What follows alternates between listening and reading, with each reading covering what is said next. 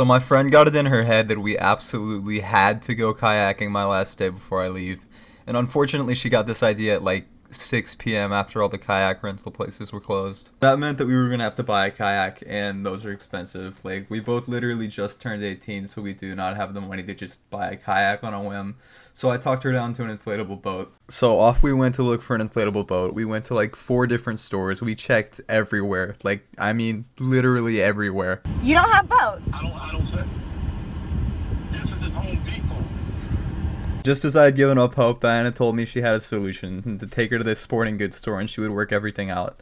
So we went in the store and I came out of the bathroom and she was like, "Alright, which one?"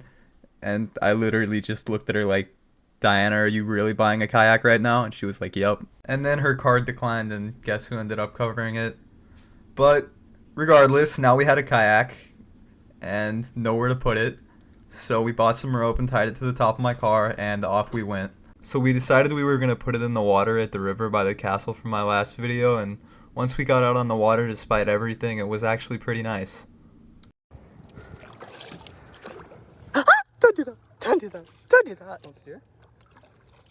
Moving around. Yes.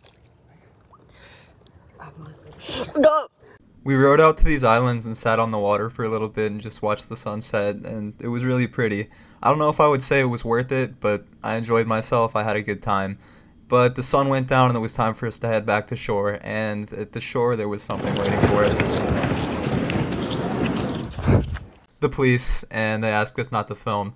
Apparently I was illegally parked, and some grumpy old dude decided to call them even though I was completely out of anyone's way and we were only out there for like an hour.